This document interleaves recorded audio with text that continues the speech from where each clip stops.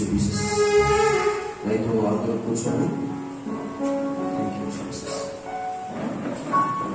Hallelujah, hallelujah, hallelujah. Thank you Jesus. Thank you lord. Thank you master. పరిశుద్ధాత్మ దేవా మీకు వందనాలు. మా కూర్చోండి.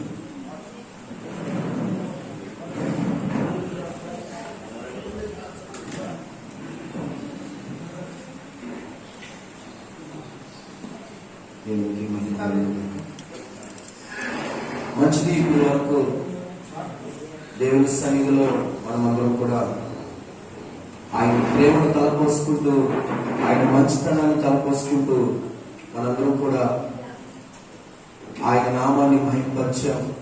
నిజంగా ఈ లోకంలో ఏది ఇవ్వలేని సంతోషం, ఎవరు ఇవ్వలేని సంతోషం ఈ లోకంలో ఎక్కడ దొరుకుతుందో తెలుసండి? యేసయ్య పాదాల దగ్గర, యేసయ్య సన్నిధిలో మనకు సుఖ శాంతులు కలవు. ఏంటంటే ఆయన కుడి హస్తంలో అవి ఉన్నాయి. మనము ఆయన సన్నిధికి వచ్చినప్పుడు వాటిని అనుభవించడానికే, ఆయన ఇవ్వడానికే ఆయన ఇష్టపడుతున్నారు. కాబట్టి ఇప్పుడు వరకు పాటలతో, ఆటలతో ఆయన నామాన్ని మీరందరూ మహిమపరిచారు. చాలా సంతోషం అనిపించింది నాకైతే. ఇప్పుడు దేవుని మాటలు విన్నామా? దేవుని వాక్యాన్ని ధ్యానించుకున్నామా? నిద్రపోతానన్న వాళ్ళు చేతులు ఎత్తండి.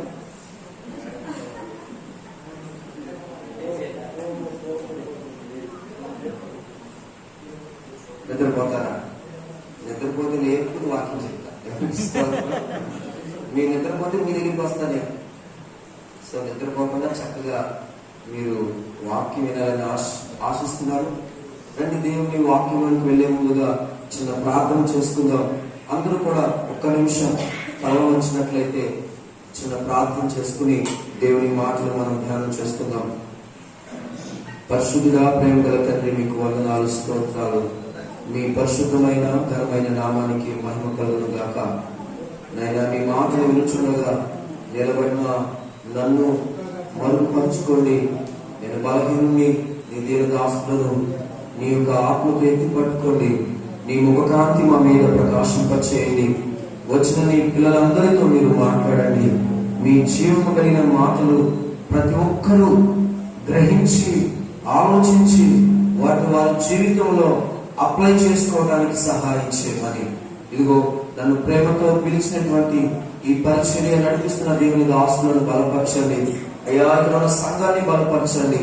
మీ సన్నిధి బలముగా దిగిరని మనం ప్రార్థిస్తూ స్తుతిస్తూ, ఆయన వచ్చిన ప్రతి దేవుని సేవను బట్టి మీకే కృతజ్ఞతలు తెలియజేస్తూ యేసు నామములో ప్రార్థిస్తున్నాం పరమ తండ్రి, ఆమేన్.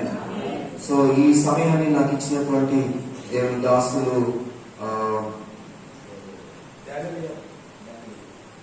పాస్టర్ డానియల్ గారికి నా ప్రత్యేకమైన వందనాలు తెలియజేస్తున్నాను. సో ఒకే ఒకసారి మేము జలాలపురంలో కలుసుకున్నాము. సో ఆయన నన్ను గుర్తు పెట్టుకుని మా మందిరంలో కూడా వాడబడితే బాగుంటుందని ఆలోచన చేసి థామస్ తమ్ముడితో మాట్లాడినప్పుడు నాకు చాలా సంతోషం అనిపించింది. ఆయన మా పట్ల చూపిన ప్రేమకు, అదేవిధంగా ఇక్కడ కూడినటువంటి ప్రతి దేవుని సేవకులు కూడా ప్రత్యేకమైన వందనాలు తెలియజేస్తున్నాను. పెద్దలైన మీ అందరికీ కూడా యేసయ్య నామములో వందనాలు తెలియజేస్తూ, యవనస్తులకు చిన్న పిల్లలకు కూడా నా శుభములు ప్రకటిస్తూ దేవుని మాటలు మనం కొన్ని నిమిషాలు ధ్యానం చేసుకుందాం. రండి, యెషయా గ్రంథం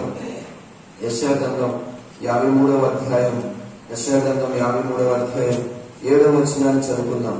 యెషయా గ్రంథం 53వ అధ్యాయం 7వ వచనాన్ని మనం చదువుకుందాం. చదువుతాం ఒకసారి.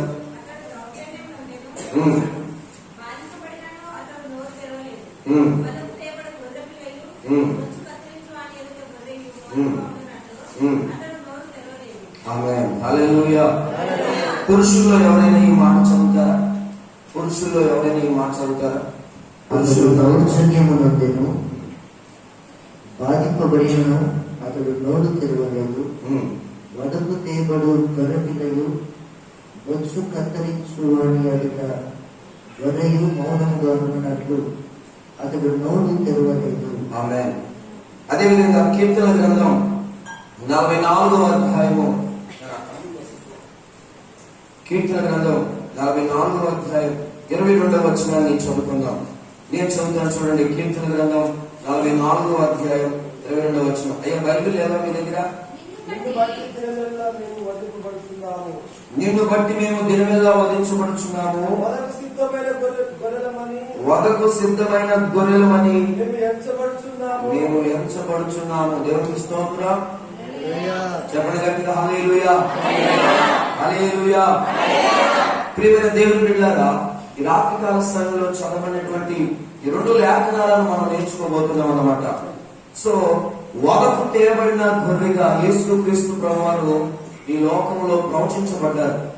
యెషయా భక్తుడు ఆయన జన్మ గురించి ప్రవచించారు, ఆయన మరణం గురించి ప్రవచించారు, ఆయన జీవితం గురించి ప్రవచించారు, ఆయన పునరుత్థానం గురించి కూడా యెషయా భక్తుడు ప్రవచించారు. యేసయ్య జీవితం అనేది ఒక నాటకము బోటకము కాదు, అది వాస్తవం, అది సత్యం. దేవునికి స్తోత్రం.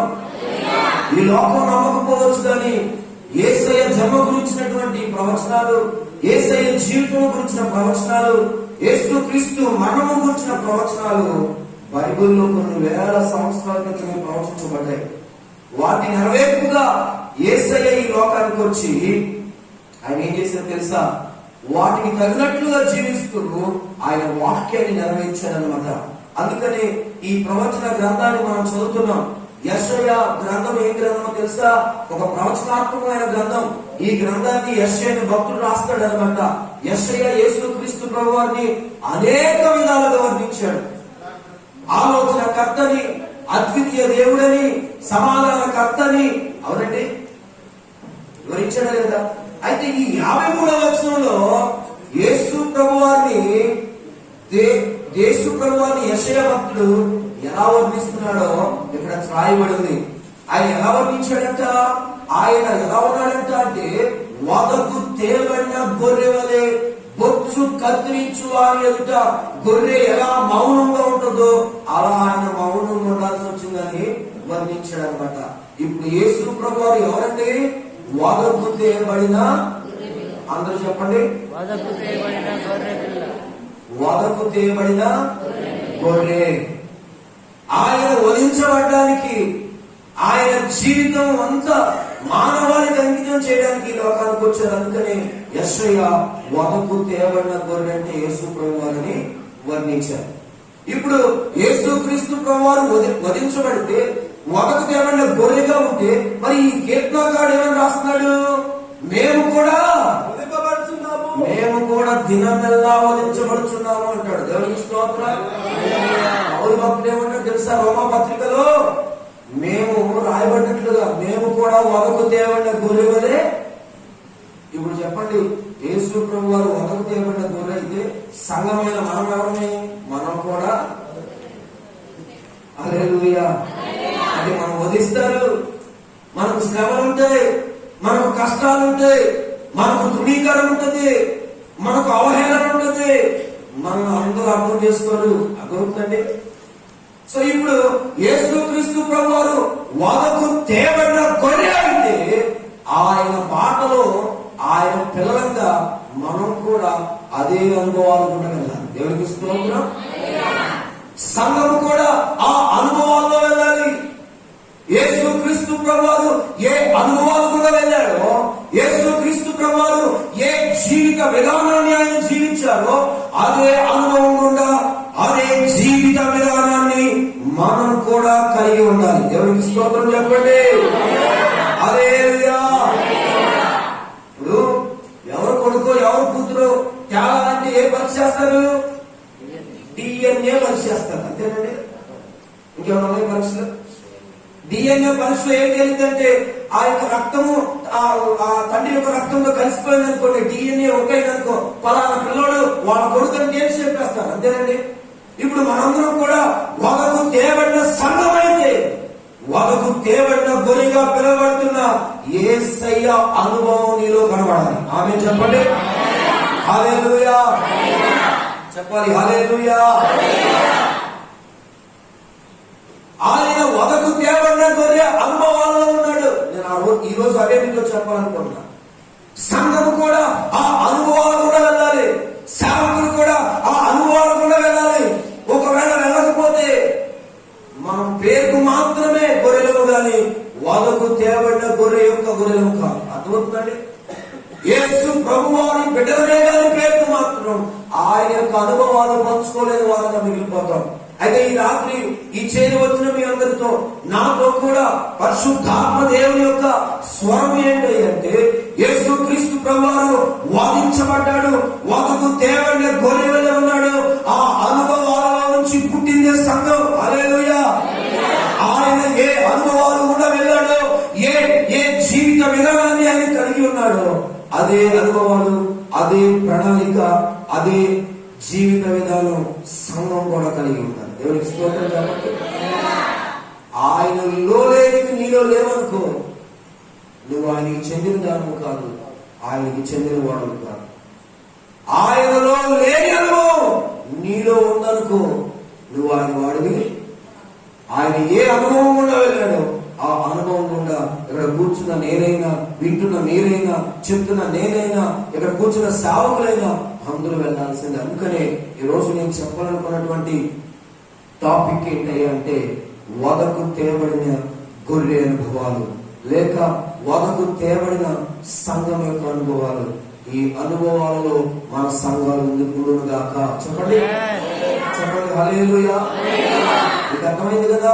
యేసు ప్రభువారు వదకు తేబడితే సంఘం కూడా ఆ అనుభవాలు కూడా వెళ్ళాలి. అందుకనే పాత నిబంధనలో ఉన్నటువంటి మాటని పౌలు భక్తుడు రోమాపత్రిక 8వ అధ్యాయంలో కోట్ చేసి, మేము కూడా వధించబడుచున్నాము, మేము కూడా వధింపబడిన గొర్రెల వలె ఉన్నాము అని ఆయన సాక్ష్యాన్ని పంచుకుంటాడు అనమాట. సో రండి, చాలా త్వరగా మనం దేవుని మాటలు విందాం. వదకు తేబడిన గొర్రె అనుభవాలు ఏంటి?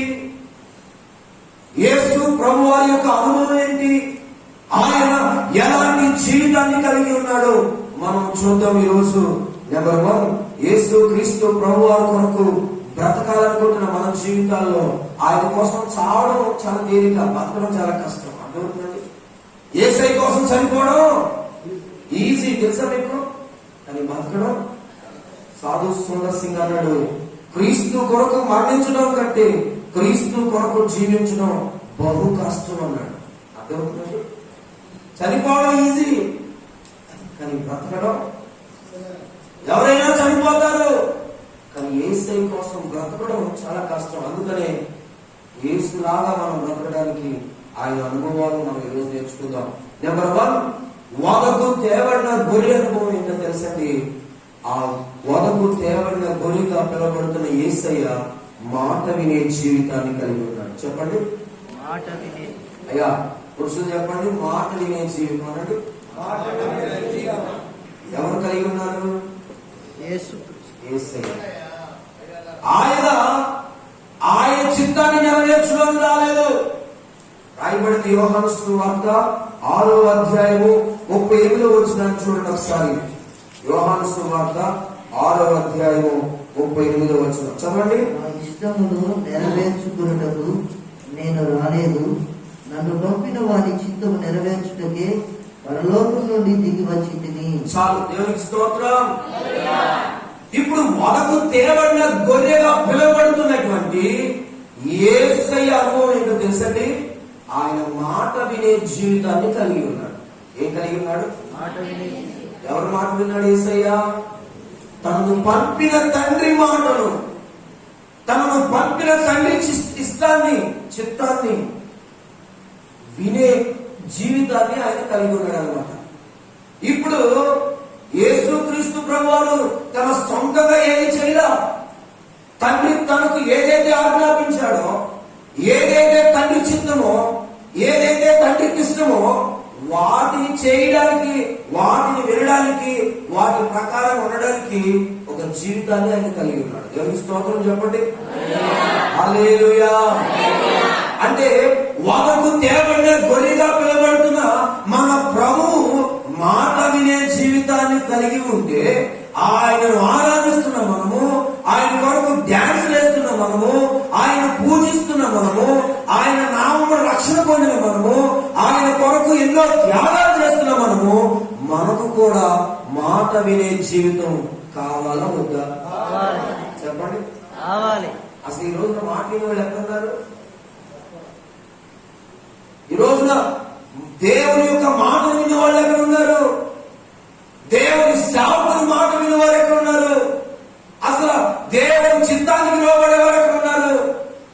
మరి పైగా ఏం చెప్తాం? నేను కూడా యేసు బాబు బిడ్డని. ఏం చెప్తారు? హల్లెలూయా. నువ్వు యేసు బాబు బిడ్డవైతే యేసయ్య మాట వినే జీవితాన్ని కలిగి ఉన్నాడు.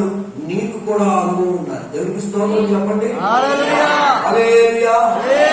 ఈ రోజున పాటలు బాగానే పాడుతున్నాం, ప్రార్థనలు బాగానే చేస్తున్నారు, దేవుని కొరకు పరిచర్య కూడా బాగానే చేస్తున్నారు. కానీ వాక్యం చెప్పినట్లుగా బ్రతకట్లా చాలా మంది.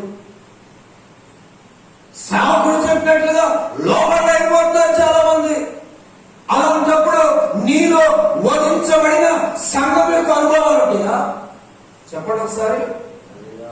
నెంబర్ 1, వదకు తేబడిన గొర్రె యొక్క అనుభవం ఏంటి అంటే యేసు క్రీస్తు ప్రభువే ఆ వదకు తేబడిన గొర్రె. అయితే ఆయన మాట వినే జీవితాన్ని కలిగి ఉన్నాడు. దేవునికి స్తోత్రం. కొంతమంది పిల్లలు మందిరంలో బాగానే ఉంటారు, కానీ ఇంటికి వెళ్ళి వాళ్ళ తల్లిదండ్రులు మాట లేదు. కొంతమంది భార్యలు మందిరంలో బాగానే ప్రభు స్తోత్రం అంటారు, కానీ భర్త మాట వింటారా? కొంతమంది భక్తులు దేవుని పని అంటే ఎంతో ఇష్టం, కానీ కుటుంబం విషయంలో దేవుని మాటలు రావాలి. ఇలాంటి మాట వినని జీవితంతో నువ్వు మందిరానికి వస్తే, ఆరాధన చేస్తే, డాన్స్ చేస్తే, పాటలు పాడితే ఎవరికంటా అర్థమవుతుందా మీకు? యేసయ్య తండ్రి చిత్తానికి ఎలా అయితే శాస్త్రంగా పడ్డాడు, తండ్రి అధికారం కింద ఎలా అయితే యేసయ్య ఉన్నాడో, తండ్రి ఇష్టాన్ని నెరవేర్చడానికి తను తాను ఎంతగా అప్పగించుకున్నాడో అలా సంఘము కూడా అప్పగించుకోవాలి. అదే మాట వినే జీవితాన్ని కలిగి ఉండాలి. గట్టిగా చప్పట్లు కొట్టండి. హల్లెలూయా. చెప్పండి హల్లెలూయా. ఈ రోజున శ్రమలు, బాధలు, కష్టాలు ఎందుకయ్యా అంటే దేవుని మాట వెనుక, సేవకుని మాట వెనుక, సత్యవాక్యము వెలుగులో వారి జీవితాలను సరిచేసుకోలేక అనేక కష్టాలు పాలైపోతున్నారు మనుషులు. చాలా జాగ్రత్తగా మాట్లాడండి. వదకు తేబడిన గొర్రెగా పిలువబడుతున్న యేసు క్రీస్తు అనే మన ప్రభువు ఆయన సిలువ ఎక్కిన తర్వాత కూడా తండ్రి చిత్తానికి అప్పగించుకున్నాడు తప్ప తన ఇష్టాన్ని మాత్రం. అందుకని యోహాను రాసిన పత్రికలో నా ఇష్టం నెరవేర్చుకోవడానికి నేను రాలా. ఎవరి ఇష్టం అంట? నా తండ్రి చిత్తము నెరవేర్చుటకు దిగి వచ్చింది. దేవునికి స్తోత్రం. హల్లెలూయా. నా చక్కగా నిద్రపోతున్నావా? హల్లెలూయా. దేవుని మాటను, దేవుని యొక్క చిత్తాన్ని చేయటానికి ఆయన ఆ జీవితాన్ని కలిగి ఉన్నాడండి. అందుకనే ఆయన నామము అన్ని నామముల కంటే పై నామం అయిపోయింది. హల్లెలూయా. చెప్పండి హల్లెలూయా. లూకాసు సువార్త 10వ అధ్యాయము 16వ వచనాలు మీరు చూసినట్లయితే, మీ మాట వినువాడు నా మాట వినును, మిమ్మల్ని నిరాకరించువాడు నన్ను నిరాకరించును, నన్ను నిరాకరించువాడు నన్ను పంపిన వాడిని కూడా నిరాకరించునని రాయబడింది. ఉందా లేదా? ఇప్పుడు నువ్వు మందిరానికి వస్తున్నావు, సేవకుని మాట వినట్లేదనుకో. నువ్వు మందిరానికి వస్తున్నావు, సేవకురాలు మాట వినట్లేదనుకో. దాని అర్థం ఏంటో తెలుసా? నీకు నీ మాటకి చలదేక. దేవునికి స్తోత్రం. దేవుని ద్వారా పంపబడిన సేవకుని మాట వినకపోతే, దేవుని ద్వారా ప్రతిష్ఠించబడిన సేవకురాల మాట వినకపోతే, దేవుని యొక్క మాటలలో వినకపోతే, నీవు దేవుణ్ణి ఆరాధించిన, నువ్వు అంగీకరించిన దానిగా మిగిలిపోతావు. అందుకనే వదకు తేబడిన సంఘములో మనం ఉండాలి అంటే మనకు మాట వినే జీవితాన్ని కలిగి ఉండాలి. దేవుని స్తోత్రం చెప్పండి. యేసు అనే వదకు తేబడిన గొర్రెగా పిలువబడుతున్న మన ప్రభు యొక్క జీవితం ఏంటో తెలుసా? ఆయన మరణము అయినంత వరకు తండ్రి మాటకు లోబడ్డాడు. అందుకని చాలా కీర్తనలో ఓ ఇశ్రాయేలు, ఓ ఇశ్రాయేలు నా మాట వినుము. దేవునికి స్తోత్రం. దేవుని మాట మనం వినేడదా, దేవుని చిత్తానికి మనం తలవచ్చినేడదా, దేవుని ఇష్టానికి మనం అప్పగించుకున్నప్పుడు ఆయన ఏం చేస్తాడు తెలుసా? ఆయన కార్యాలు మన జీవితంలో ఘనంగా చేస్తాడండి. దేవునికి స్తోత్రం. దేవుని కార్యాలు ఆగిపోవడానికి, దేవుని యొక్క బలమైన సన్నిధి మనకు దూరం అయిపోవడానికి కారణం తెలుసు తెలుసా? మనము మాట వినని క్రైస్తవులుగా ఉంటున్నాం, మాట వినని గొర్రెలుగా ఉంటున్నాం, మాట వినని ఒక సంఘముగా ఉంటున్నాం. అందుకని మన జీవితాల్లో దేవుని సంపూర్ణత, దేవుని పరిపూర్ణతను అనుభవించలేని పరిస్థితులకు వచ్చేస్తాం. ఈ రోజు అలా మనం ఉండకూడదు. వాళ్ళకు తేబడిన గొర్రెను ఆరాధిస్తున్న మనము, యేసును నమ్ముకున్న మనము, ఆయన కలిగి ఉన్న అనుభవాన్ని మనం కలిగి ఉండాలి. ఆయన మాట విన్నోడైతే నువ్వు మాట వినొద్దు. ఎవరికి ఇష్టపత్రం? ఆయన మాట లేదనుకో, తండ్రి మాట నువ్వు కూడా వినాల్సిన అవసరం లేదు. ఆయన సంపూర్తిగా విన్నాడు తండ్రి మాట. మరి మీరు కూడా ఏమవ్వాలి? ఆ తండ్రి మాట వినాలి. నీ ఆత్మీయ తండ్రి మాట కూడా వినాలా, వినకూడదా? దేవునికి స్తోత్రం చెప్పండి. వదకు తేబడిన గొర్రె అనుభవం అదే అన్నమాట. ఈ రోజున మాట వినే క్రైస్తవులు లేరు, మాట వినే సంఘ పెద్దలు లేరు, మాట వినే స్త్రీ పురుషులు లేరు. అందుకని ఆయన అనుభవము లోకంలోకి వెళ్ళైపోతుంది. తిరుగుబాటు చేసేవారంగా, దేవుని యొక్క పనిని పాడు చేసేవారంగా మనం మారిపోతున్నాం. కానీ ఆయనలాగా నేను కూడా సంపూర్తిగా లోబడిపోతాననే ఆలోచన లేని వారు ఉన్నారన్నమాట. ఒక రోజునంట ఒక కోడికి 10 పిల్లలు ఉన్నాయంట. ఏంటండి? 10 పిల్లలు కూడా చక్కగా ఉంటూ ఉండేవి. కొన్ని రోజుల తర్వాత కోడి పిల్ల ఈ కోడి పెట్టకు దూరంగా ఉండేదంట. ఒక కోడి పిల్ల. ఏంటండి? కోడి పెట్టకి ఎన్ని పిల్లలు ఉన్నాయి? 10 పిల్లలు. ఒక పిల్ల అంటే ఎప్పుడు చూసినా బొబ్బో రావే అంటే రాను అనేదంట. ఏంటి కోడి భాష? ఏంటి బొబ్బోనా? కోడి భాష ఏంటండి? నాకు అలా సంతానం. కోడి ఏమంటుంది? బొబ్బో అంటే నేను బొబ్బో అంటే నేను రావాలా, నేను రాను అనేదంట ఆ పిల్ల. లేదమ్మా, మన జాతికి ఒక శత్రువు ఉన్నాడు, వాడు గెద్ద, వాడు వచ్చాడని నా మాటగా తనకు పోతాడు. నా మాట వినవే రాయి అంటే నువ్వు రమ్మంటే నేను రావాలా? ఆ దెబ్బకు తీసుకెళ్తాం, ఈ దెబ్బకు తీసుకెళ్తాం. నీకు తెలిసిన 2 దెబ్బలే, ఇంకేం తెలియదు నీకు. పూర్వం నువ్వు అంటాను నీ కోడి పిల్ల. ఏముంది? ఈరోజు పిల్లలకి అమ్మా బాబు కంటే ఎక్కువ తెలుసు. అందుకనే నీకు తెలియదుగా అంటారు. ఎవరిని? నేను చెప్తున్నాను, ఈ తరాలు ఎలా తరాలని అంటే అమ్మా నాన్న తెలియదంట, వీళ్ళకంతా తెలుసంట. అందుకని 10 కాలాలు పచ్చగా ఉండాల్సిన పిల్లల జీవితాలు 18 సంవత్సరాలకి 17 సంవత్సరాలకి బ్యాన్ వేయించుకుంటున్నాడు వీళ్ళు అంటాడు. ఎందుకు? 10 సంవత్సరాలకి 15 సంవత్సరాలకి ఇది ఒక పెద్ద కట్అవుట్ ఎందుకు కడుతున్నారు? మిత్రులందరూ సంతాపం. ఏంటంట? ఎందుకు ఈ సంతాపం అంటే వీడు మాట్లాడు. ఈ కోడి పిల్ల కూడా మాట లేదు కాదు. లేదమ్మా, నా ముక్కుతో చెరిగి ఆ ఆహారం పెడతానంటే నా ముక్కు లేదా, నా కాళ్ళు లేవా, నేను చెరుక్కోలేదా, నేను రానుకో అనేదంట కోడి పెట్టతో. ఆ కోడి పిల్ల ఎట్లయినా కూతురు కదా, దగ్గరికి అంతా నీకు దూరంగా పారిపోయిందంట. ఎక్కడ ఏ గెద్ద వచ్చి తనుకుపోతుందో, ఎక్కడ ఏ పక్షి వచ్చి తనుకుపోతుందో అనే భయముతో తల్లి కోడి పెట్ట ఆవేదన చెబుతుంటే దీనికి అసలు భయమే లేకుండా పోతుంది. అలాంటి జీవితాన్ని జీవిస్తుంది. ఒక రోజున రానే వచ్చింది గెద్దొచ్చి ఆ కోడి పిల్లని, మాట వినని కోడి పిల్ల అలా తనుకుపోతుందంట. అలా తనుకుపోతుంటే అప్పుడు ఈ కోడి పెట్ట ఏం చేస్తుందంటే కాపాడుకుందామని ఎగురుతుందంట, అటు ఇటు తిరుగుతుందంట, అటు ఇటు జంపింగ్ చేస్తుందంట. అప్పుడు ఈ కోడి పిల్ల అంటుందంట, వచ్చేస్తానే ఉండు, నీకు తెలిసి నీ 2 దెబ్బలే, ఈ గెద్దైతే పక్కూరు కూడా చూపిస్తుందంట అంటుందంట. ఏంటంట? కొంతసేపు అయింది, ఒక పెద్ద చెట్టు మీద తీసుకెళ్ళింది. దాని 2 కాళ్ళతో కోడి పిల్ల తొక్కి పెట్టింది. తొక్కి పెట్టి ఒక కన్ను అలా పీకింది. అబ్బా అందంట. ఎవరు? ఇప్పుడు దీనికి అర్థమైంది ఏది అమ్మో ఏది అమ్మా.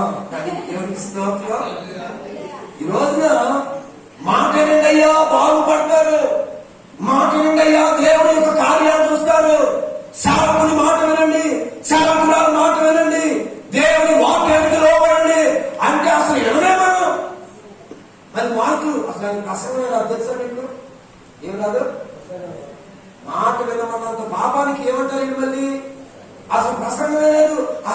పరిశుద్ధత లేదు, ఆ చర్చిలో ఆత్మ లేదు. ఏంటంట? గుర్తుపెట్టుకోండి, మన ఆధ్యాత్మిక జీవితానికి ఎంత బాగున్నా మాట వినే జీవితం అనేది నీకు లేకపోతే వదకు తేబడిన సంఘముగా నువ్వు పిలువబడవు. హల్లెలూయా. ప్రభువు వాడుకునే విశ్వాసిగా, ప్రభువు వాడుకునే సేవకుడుగా మనము జీవించలేము. అందుకని ఈ రాత్రి మీ అందరికి నేను దండం పెట్టి మనం చేస్తుంది ఏంటో తెలుసా? మాట వినే జీవితాన్ని యేసయ్య కలిగి ఉన్నాడు. హల్లెలూయా. యేసయ్య కాదండి, బైబిల్లో వాళ్ళకు తేబడినటువంటి భక్తులందరూ కూడా దేవుని మాటకు తలవంచారు. రెండు చోట్ల ఒకసారి గలతీయులకు రాసిన పత్రిక 1వ అధ్యాయము 2వ వచనం చదువుదాం. గలతీయులకు రాసిన పత్రిక 2వ అధ్యాయము 2వ వచనం చదువుదాం. ఇక్కడ పౌలు భక్తుడు ఎలా సెలవిస్తున్నాడు చదవండి. ఏంటంట? దేవ దర్శన ప్రకారం వెళ్ళి తిని. దేవునికి స్తోత్రం. ఎలా వెళ్ళాడు ఈ బిడ్డ? మరి మనం ఎలా వెళ్తాం? మన ఇష్టం వచ్చినట్టు వెళ్తాం కదండి, మనకు నచ్చితే వెళ్తాం. కానీ పౌలు అలాంటి కాదు. పౌలు యేసయ్యలాగా దైవ దర్శన ప్రకారంగా వెళ్ళే వ్యక్తి అండి. ఈ రోజున ఎందుకు అద్భుతాలు జరగట్లేదంటే, ఎందుకు మీ జీవితాల్లో కార్యాలు అనుభవించలేకపోతున్నారంటే, మందిరానికి వచ్చిన వాక్యాలు వింటున్నా, పాటలు పాడుతున్నా, అనేక రకాలుగా ఎన్నో వ్యవహారాలు మీరు చేస్తున్నా మీ జీవితాల్లో బలమైన దేవుని కార్యాలు జరగకపోవడానికి కారణం నువ్వు మాట విన్నట్టే ఉంటావు, కానీ మాత్రం భక్తి చేస్తున్నట్టే ఉంటావు, కానీ భక్తిలో మాత్రం శక్తి. అలాంటి పరిస్థితి ఉంటే నీకు మొదకు తేబడ్డ గొర్రె అనుభవం ఉంటుందండి. నెంబర్ 1, యేసు క్రీస్తు వారి జీవితంతో మన జీవితాన్ని పోల్చుకోవాలి. ఆయన మాట వినే జీవితాన్ని కలిగి ఉన్నాడు. నువ్వు ఆరాధిస్తున్న దేవుడు, నువ్వు పూజిస్తున్న దేవుడు తండ్రి ఇష్టానికి, తండ్రి చిత్తానికి సిలువెక్కమంటే ఎక్కేశాడు, రక్తం చిందించమంటే చిందించేశాడు. అర్థమవుతుందండి? పిడిగుద్దులు తినమంటే పిడిగుద్దులు తిన్నాడు. కాలంలో చేతుల్లో మేకులు కొట్టించుకోమంటే కొట్టించుకున్నాడు. ఏ పాపం చేయకపోయినా తండ్రి చెప్పాడు కాబట్టి వాటన్నిటిని కూడా సహించి ఇష్టపడి వాటన్నిటిని నెరవేర్చాడు. చెప్పడం కూడా దేవుని నామమున మహిమపరచాడు. హల్లెలూయా. యేసయ్యా నువ్వు ఎందుకయ్యా నీకు అంత బాధ అంటే మా నాన్న చెప్పాడు అందుకే చేస్తాను. హల్లెలూయా. ఈ రోజున సంఘాన్ని లేక విశ్వాసాన్ని పరిశుద్ధాత్మ దేవుడు నిన్ను ప్రశ్నిస్తున్నాడు. ఏంటో తెలుసా? మీరు మాట వింటున్నారా? ఎవరు చెప్పారని మీ ఇష్టం వచ్చినట్టు బ్రతుకుతున్నారు? ఎవరు మీకు అధికారం ఇచ్చారు మీ జీవితాన్ని నాశనం చేసుకోవడానికి? ఈరోజు చాలా మంది దేవునికి దూరం అయిపోతూ, దేవునికి నచ్చని అలవాట్లు, దేవుని మందిరానికి వచ్చిన పాటలు పాడుతున్న వారి జీవితాల్లో సంపూర్ణమైనటువంటి దేవుని వాక్యానికి లోబడి తత్వం లేదు. అందుకనే దేవుడు వారిని నా వారు కాదన్నాడు. హల్లెలూయా. అర్థమవుతుందండి? ప్రభువు ప్రతివాడు నా తండ్రి చిత్తాన్ని, నా తండ్రి ఇష్టాన్ని ఎవరైతే నెరవేరుస్తారు వారే. హల్లెలూయా. ఈ గుంపులో ఎవరు పరలోకి వస్తారు? డాన్స్ చేశారుగా వస్తారా? వస్తారా? వస్తారా? చెప్పు. నేను కూడా వేస్తున్నా. నాలో మాట వినే తత్వం లేదు, నాకు చావు లేదు, భయం లేదు. నాకు దేవుని మాట విని దేవునికి దర్శించగలను నేను. కానీ ఆదివారం క్రిస్మస్ పండుగ వస్తే డీజే పెట్టుకుని ఏం పెట్టుకుని డాన్స్ వేస్తా. ఇప్పుడు పనిలోకి వచ్చేస్తానా? ఇక్కడ ఎవరు వస్తారో తెలుసా? ఆ వలకు తేబడిన గొర్రె వలె మాట వినే అనుభవం, మాట వినే జీవితం ఎవరైతే కలిగి ఉంటారో వాళ్ళు డాన్స్ రాకపోయినా పర్వాలా, వాళ్ళకు పాటలు రాకపోయినా పర్వాలా, వాళ్ళకు వాక్యాలు చెప్పడం రాకపోయినా పర్వాలా, వాళ్ళు ప్రార్థన చేయకపోవడం కూడా రాకపోయినా పర్వాలా, ఏమున్నా లేకపోయినా మాట వినే జీవితాన్ని కలిగి ఉంటే చాలు. అదే నిన్ను నన్ను దేవుని సన్నిధిలోకి తీసుకెళ్తాడు. దేవునికి స్తోత్రం. హల్లెలూయా. మొదటి రాజుల గ్రంథంలో, 2వ రాజుల గ్రంథం అనుకుంటా, 13వ అధ్యాయంలో ఒక వ్యక్తి గురించి రాయబడింది. చదవండి చదవండి. రెండవ రాజుల గ్రంథం 13వ అధ్యాయం.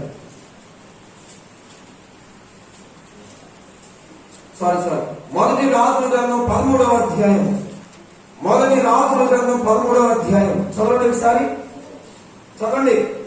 అంతటా దైవజనుడైన ఒకడు యెహోవా చేత సెలవు నొంది యూదా దేశము నుండి బేతేలునకు వచ్చెను.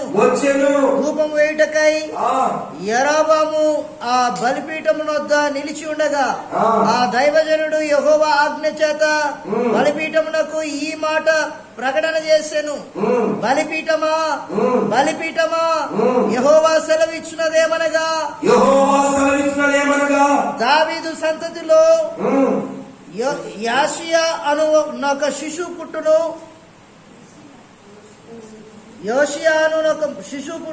సరే నేను చెప్తాను. హల్లెలూయా. ఈ 13వ అధ్యాయంలో అలా మీరు చదువుకుంటూ వెళ్తే ఒక ప్రవక్త కూడా ఉంటాడు. ఎవరండి? ప్రవక్త. ఈ ప్రవక్త దేవుని మాట పట్టుకుని వెళ్ళమంటే దేవుడి మాట పట్టుకుని యెరోబాము అనే రాజు దగ్గరికి వెళ్తాడు. ఈ యెరోబాము అనేవాడు ఎవడంటే పనోడు రాజు అయిపోయాడు. ఏంటండి? ఏమీ లేనప్పుడు బాగానే మాట్లాడతారు కొంతమంది, అవునా? ఏమీ లేనప్పుడు బట్టలు ఉండవు కొంతమందికి, అప్పుడు అయ్యా అంటారు. తొందరగా మందిరానికి వచ్చేస్తాడు, తొందరగా చర్చ వచ్చేస్తాడు, తొందరగా ఒక ఆటో కొనుక్కున్నారు అనుకో, లేకపోతే 2 ఎకరాలు మిరప తోట వేసారు అనుకోండి, లేకపోతే డాక్టర్ డబ్బులు 10,000 వచ్చినాయి అనుకోండి, నాకు ఏం చెప్తారు? ఏమా ప్రార్థన రాలేదయ్యారు, ఏమా ప్రార్థన రాలేదయ్యారు, రాలేదని అడుగుతున్నాడు. ఎందుకు రావాలి? ఎవరికి స్తోత్రం. మా అత్తగారు రామని అడుగుతున్నారన్నమాట. అమ్మా మన ప్రార్థన రాలేదేంటమ్మా అంటే, రాలేదమ్మ గారు, నేను పక్కనే ఉన్నా. మళ్ళీ మా అత్తగారు అడుగుతున్నారు, ఏమా మన ప్రార్థనకు రాలేదేంటమ్మా, రాలేదమ్మ గారు. 3వసారి అడిగారు మా అత్తగారు. ఆమెకు చాలా శాంతం. 3వసారి కూడా ఏంటమ్మా ప్రార్థన రాలేదంటే, రాలేదమ్మ గారు అని చెప్పి నా కోపం వచ్చి, రాలేదని అడుగుతుంది చెప్పిస్తావు అన్నా నేను. నా కోపానికి అసలు మన విజయవాడగా అది కొంచెం స్మూత్ ఉంటారు. అది నేను అడుగుతాను స్మూత్ అంటున్నా. ఇప్పుడు ఎందుకు రాలేదని అడిగితే ఏం చెప్పాలి? జ్వరమో తలనొప్పో లేకపోతే కాడు పీట్లో ఏదో చెప్పాలి. రాలేదమ్మ గారు, రాలేదు ఎందుకమ్మంటే, రాలేదమ్మ గారు. నేను ఎందుకు ఈ మాట చెప్తానంటే, ఈయనకి దేవుడు ఒక మాట చెప్పాడు, అయ్యా ప్రవక్త నువ్వు వెళ్ళి ఆ రాజు చేయకూడదు పని చేస్తున్నాడు. అసలు రాజు అవడే పనుడు, యెరోబాము పనుడు. సొలొమోను ఉంటాడు చూసావా, సొలొమోను దగ్గర ఒక పనుడు యెరోబాము. సొలొమోను ఎప్పుడైతే చచ్చిపోతాడో ఈ యొక్క యెరోబాము ఏం చేస్తాడంటే, రెహబాముతో గొడవ పెట్టుకుని 10 గోత్రాలను పట్టుకుని వెళ్ళిపోయి ఉత్తర రాజ్యం పెడతాడు. ఉత్తర రాజ్యం ఏంటండి? ఉత్తర రాజ్యం. ఈ ఉత్తర రాజ్యానికి రాజు అయిన తర్వాత ఈ 10 గోత్రాలు దక్షిణ రాజ్యానికి వెళ్ళిపోయి మరలా రెహబాము దగ్గరికి వెళ్ళిపోతారని మీరు ఏం చేశారు తెలుసా? కుక్కను బాగుతున్నారు, పెద్ద ఏరుకుని కాదు, చూడండి దేవుని స్తోత్రం. ఏం చేశారు తెలుసా? ఒక దోణ చేయించి అక్కడ బలు అర్పిస్తున్నాడు అనమాట. ఓ దేవుడు ఏం చెప్పాడు తెలుసా? ఓ ప్రవక్త, ప్రవక్త పేరు లేదు అక్కడ, యెరోబాము అనేవాడు బలి అర్పిస్తున్నాడు, రాజు అనేవాడు బలి అర్పించకూడదు, నువ్వు వాడికి బుద్ధి చెప్పి మరలా వెళ్ళిన దారిలో రమ్మంటే ఈ ప్రవక్త వెళ్ళాడు. వెళ్ళి ఏం చేశాడు తెలుసా? రాజు భయం చెప్పాడు, బుద్ధి చెప్పాడు. బుద్ధి చెప్పిన తర్వాత చాలా జాగ్రత్తగానండి, రావాలిగా అదే మార్గాన. సరే బయలుదేరి బుద్ధి చెప్పి వచ్చేస్తుంటే ఈ లోపల ఒక ముసలి ప్రవక్త వచ్చి, అయ్యా నేను కూడా యెహోవా ప్రవక్తనే, నేను కూడా దేవుని బిడ్డనే, ఒక్కసారి మా ఇంటికి వచ్చి భోజనం చేసేళ్ళు అన్నాడు. అవునా, నువ్వు కూడా క్రైస్తవుడివేనా, నువ్వు కూడా మంచి బిడ్డ ప్రవక్తమేనని ఏం చేశాడు తెలుసా? ఈ ప్రవక్త ఆ ముసలి ప్రవక్త మాట విని ఇంట్లోకి వెళ్ళి భోజనం చేసి మరలా వస్తాడు. వస్తుంటే ఒక సింహాన్ని దేవుడు దారి మధ్యలో పెట్టి ఆ ప్రవక్తను చంపేమంటాడు. సింహం ఏం చేసి తెలుసా? యెహోవా ప్రవక్తను చంపి ఆ శవం పక్కనే నిలబడుతుంది. అదంతా ఉంటుంది ఆ అధ్యాయంలో, చూడండి కాదు. అప్పుడు ఈ ముసలి ప్రవక్త అంటాడు, చూడండి ఎన్నో వచ్చినది, 13వ అధ్యాయము 26వ వచనం చదవండి. 26వ వచనం చదవండి. మార్గములో మార్గములో నుండి అతనిని తోడుకొని వచ్చిన ఆ ప్రవక్త ఆ వర్తమానం వినినప్పుడు ఈ మాట అంటాడు, యెహోవా మాటను ఆలకింపక తిరగబడిన దైవజనుడు. చూసారా, దేవుని మాట వినకపోతే దైవజనుడు కూడా దేవుని విడిచిపెట్టాల. దేవుని మాట వినకపోతే ఆయన్ని విడిచిపెట్టడు, సేవకురాలు విడిచిపెట్టడు. దేవుని మాట వినకపోతే నన్ను విడిచిపెట్టడు. నిన్ను విడిచిపెట్టారా? విడిచిపెట్టారా? ఒక ప్రవక్తని సింహం చంపేసింది. దేవుని మాట వినకపోతే ఈ రోజున ఎన్ని తిప్పలు పడుతున్నారో తెలుసా? యవనస్తులారా, దేవుని మాటను, సేవకుని మాటను, తల్లిదండ్రుల మాటను వినండి. దీనాలాగా మీ జీవితాలను అపవిత్రపరచుకోవద్దు. దీనా ఎవరు? యాకోబు కూతురు, యాకోబు కుమార్తె.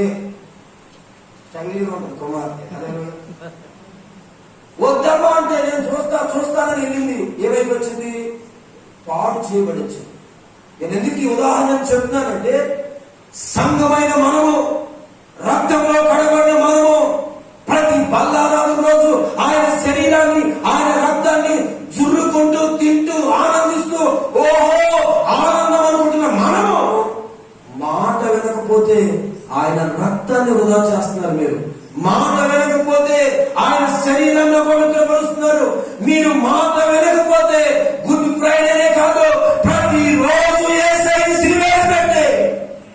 అర్థమవుతుందండి మీకు? ఏమర్థమైంది? మాట విన అనుభవం యేసయ్య కలిగి ఉన్నాడు. సంఘంగా నేను కూడా మాట వినే జీవితాన్ని చెప్పండి కలిగి ఉండాలి. పురుషులు చెప్పండి. మాట వినే అనుభవం మన దేవుడికి ఉంది. ఆయన లోబడే జీవితాన్ని కలిగి ఉన్నాడు. ఆయన తండ్రి చిత్తాన్ని నెరవేర్చే జీవితాన్ని కలిగి ఉన్నాడు. హల్లెలూయా. అలాగే వినండి. పాట పాడతారా? పాడతారా?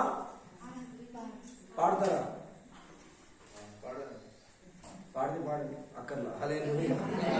దేవునికి స్తోత్రం. హల్లెలూయా. వాళ్ళకు తేవడిన గొర్రె అనుభవం ఏంటో తెలుసా? నెంబర్ 1 చెప్పండి. మాట వినే జీవితం.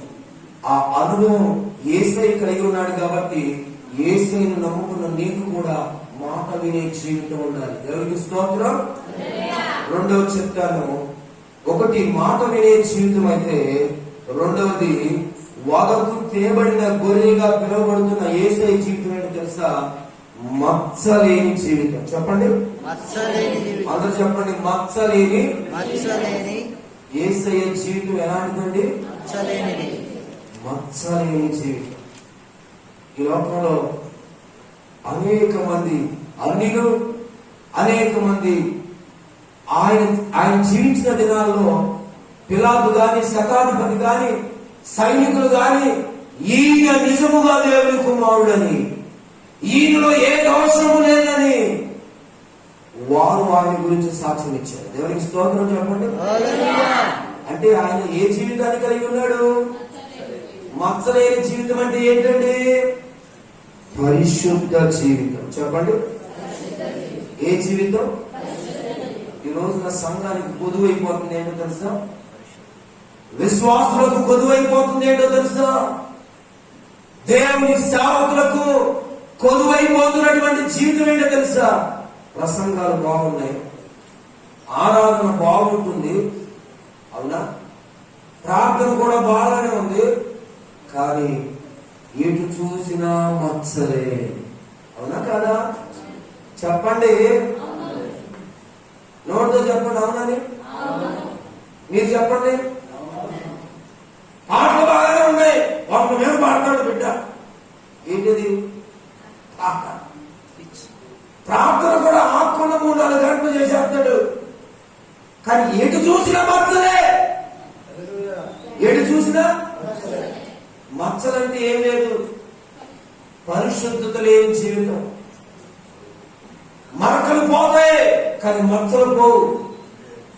ఈ రోజున దేవుడు నీకు మచ్చలేయించుకోమని ఆయన రక్తాన్ని కాల్చలా, ఈ రోజున దేవుడు నీ జీవితం అంతా అపవిత్రపరచుకోమని ఆయన నీ కొరకు ప్రాణం పెట్టినా నీవు పరిశుద్ధ జనముగా ఉండాలి, మనం పరిశుద్ధ పరివారంగా ఉండాలని, పిలువబడిన పిలుపుకు తగినట్లుగా జీవించాలని ఆయన ఈ లోకంలో నీ కోసం నా కోసం త్యాగం అయిపోయాడు. యేసయ్య అపరిశుద్ధుడు అనుకో, నువ్వు కూడా అపరిశుద్ధుడుగా బ్రతికితే తప్పు లేదు కదా. యేసయ్య పాపం చేసినాడు అనుకో, నువ్వు కూడా పాపం చేసిన మరి ఆయన పరిశుద్ధుడు కదా. యేసయ్య ఎవరు? ఈయన దోషము లేనివాడు. ఎవరండి? ఆయనలో ఏ పాపం లేదు, ఆయనలో ఏ మచ్చ లేదు, ఆయనలో ఏ అపవిత్రత లేదు. కొంతమంది యేసు అంటే ఇష్టం, తాగుతూనే గుడి కనపడుతున్నాడు, బతుకాలంట ఎవరికి ఇష్టం? గుడి కనిపించిందంటే ఇప్పుడు తాగి నువ్వు సిలి వేసుకుంటే పరిస్థితులు అయిపోతావా? వేరే వేసుకోదు, చేసేది మాత్రం దొంగ పనులు. పేరు బైబిల్లో పేరు, జీవించే జీవితం అంతా అపవిత్రమైన జీవితం. ఇలాంటి జీవితాన్ని కలిగి ఉన్నాడు యేసయ్య. ఆయన ఒకకు తేబడిన కొరిగా ఒకటి మాట వినే జీవితాన్ని కలిగి ఉన్నాడు, రెండవది మచ్చలేని జీవితాన్ని కలిగి ఉన్నాడు. ఈ రోజున మనం కూడా మచ్చలేని వారుగా ఉండాలి, పరిశుద్ధులుగా ఉండాలి, మనం పవిత్రులుగా ఉండాలి. మన యొక్క ప్రాణాత్మ దేహాలతో ఆయనకు సర్వాంగ హోమముగా మారిపోవాలి. దేవుని స్తోత్రం చెప్పండి. హల్లెలూయా, హల్లెలూయా. దోషము లేని వాడా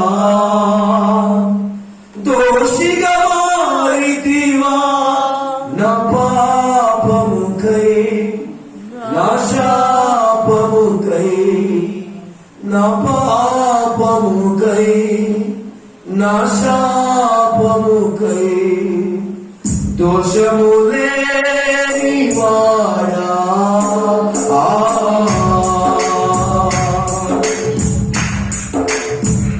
దోషము లేని వాడా దోషిగా మారితివా, నా పాపముకై నా శాపముకై, నా పాపముకై నా శాపముకై, దోషము లేని వాడా.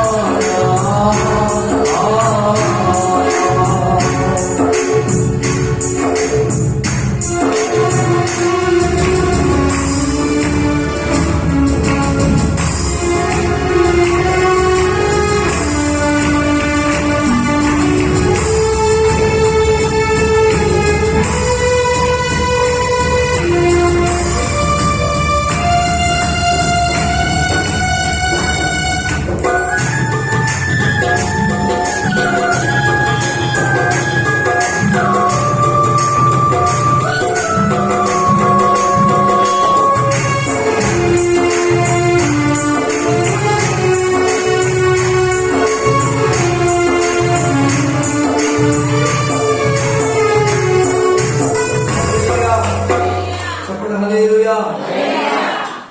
మనల్ని నిర్దోషులుగా, మనల్ని పవిత్రులుగా చేయాలని ఏ దోషము లేని ఆయన, ఏ మచ్చ లేని ఆయన దోషిగా మారిపోయాడు.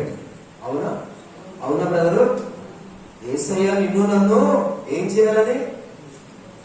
దోషము లేని వారిగా చేయాలని.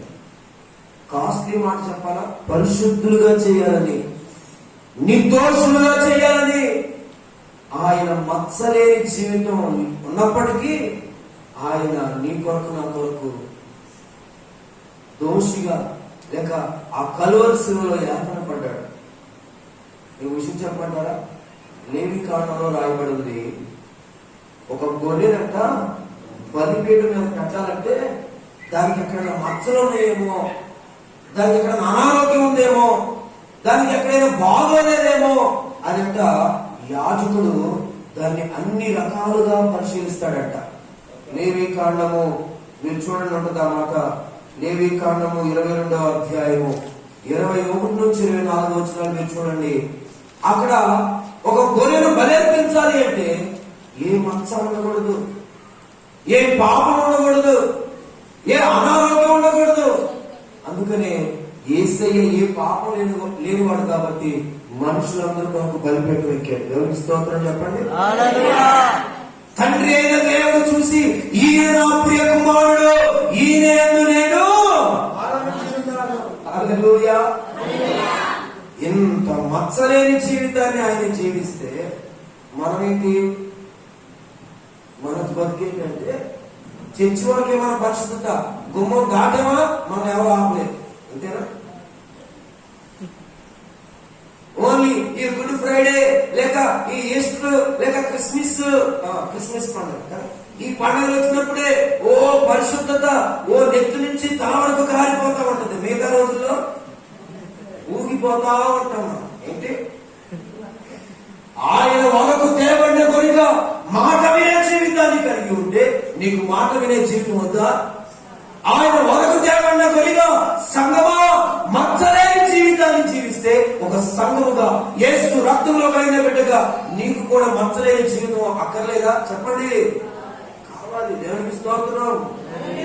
ఈ లోకంలో మనకు యేసయ్య కావాల్సింది బాగా ప్రసంగాలు చేసేవాడు కాదు, బాగా పాటలు పాడేవాడు కాదు. యేసయ్యకు కావాల్సింది ఎవరో చెప్పాలా? పరిశుద్ధంగా తమ తమ ఘటాలను కాపాడుకునే వారు మాత్రమే యేసయ్య కావాలి. హల్లెలూయా. బాగా ప్రసంగం చేస్తాడు, ఈ పంపించిన పరలోకంలో ఆయన అర్థమవుతుందని అన్నయ్య. వీళ్ళు బాగా డాన్స్ చేస్తున్నారు, దావీదు వలె నాట్యం చేస్తున్నారు, వీళ్ళందరినీ ఎక్కడ పంపించండి అనగా ఆయన పరిశుద్ధంగా ఉన్నారా లేదా అదే కొలబద్ద మనకి. దేవునికి స్తోత్రం. ఈ రోజున నీ యొక్క అపరిశుద్ధతను బట్టి నీకున్నటువంటి అలవాటును బట్టి వీళ్ళు ప్రార్థనకి వెళ్తారు కదండి, ఆ బూతులు మాత్రండి. వీళ్ళు ప్రార్థనకి వెళ్తారు కానీ గొడవలు మాత్రండి. వీళ్ళు ప్రార్థనకి వెళ్తారు కదండి, వారి యొక్క మనస్సును ఆపుకోలేదండి. అది అన్నుల మధ్య దేవుని నామం ఏమైపోతుంది. ఈ రోజు కొత్త ఆత్మల మందిరం ఎందుకు రావట్లేదు తెలుసా? నువ్వు సరిగ్గా చేస్తే వాళ్ళు వస్తారు. హల్లెలూయా. అంతేనా? ఎక్కడ సరిగ్గా చెప్పాలి? అదేరా నీకు బాగా భాష సరిగ్గా ఉంటే అదే మనం సరిగ్గా చేస్తే, మనం సరిగ్గా బ్రతికితే పరిశుద్ధంగా మచ్చలేని సంఘంగా, కళంకం లేని సంఘంగా, నిర్దోషమైన వధువు సంఘంగా మనం బ్రతికితే అబ్బా వీళ్ళ దేవుడు మామూలు దేవుడు కాదు. దేవునికి స్తోత్రం. యేసయ్య పైకెత్తడం అంటే ఏంటి?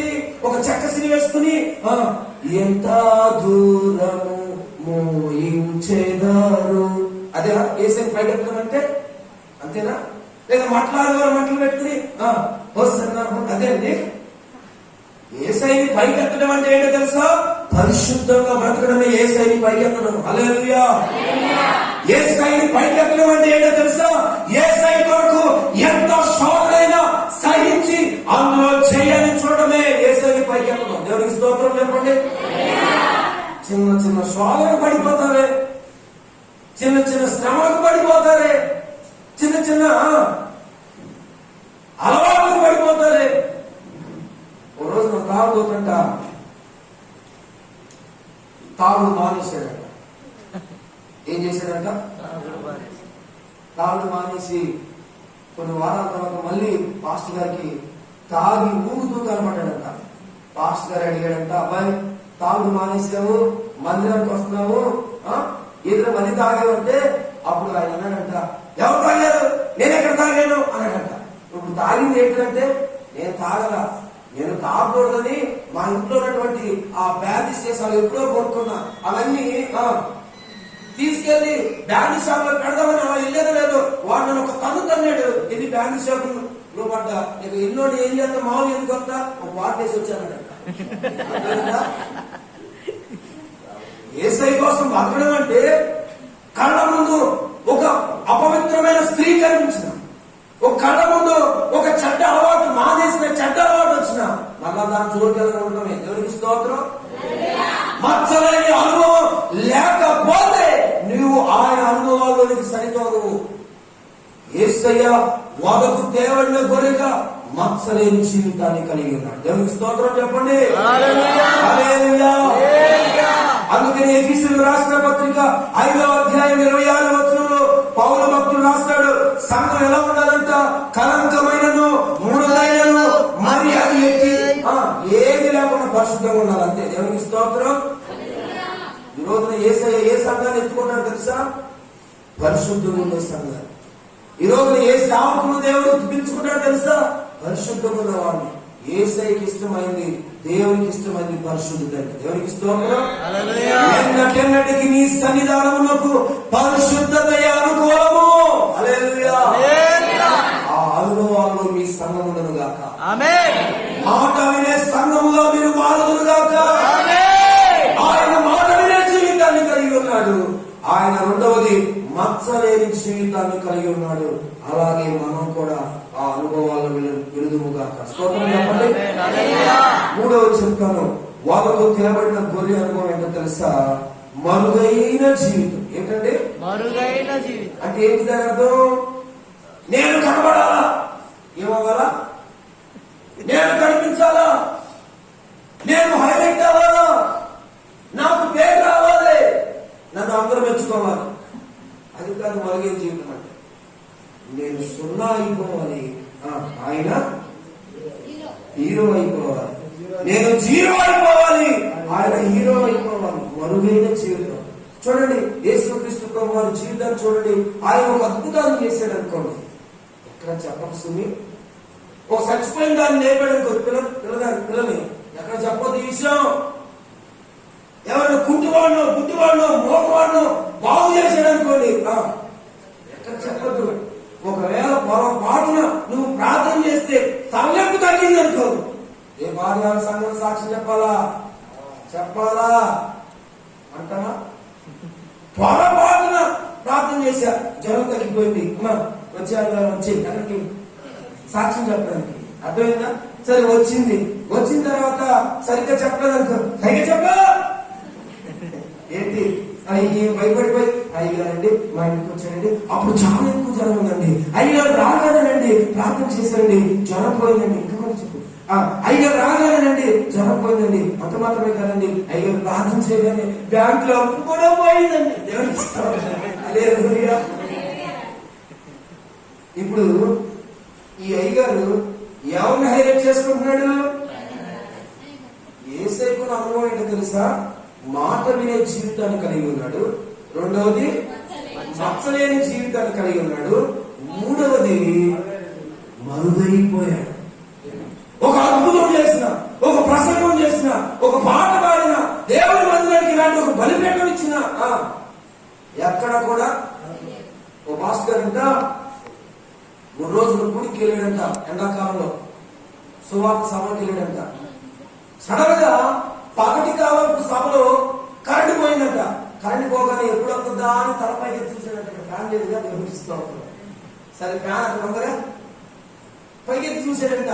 చూడగానే ఈ ఫ్యాన్ రెక్కల మీద అల్లం బెల్లం రవం రాసిందంట. ఏమని రాసిందంట? ఈ మాట్లాడే స్పీకర్ అర్థం కావట్లా. అల్లం ఏంటి, బెల్లం ఏంటి, రంగారం ఏంటి, అన్ని ఫ్యాన్ మీద అల్లం బెల్లం రంగారం రాసిందంట.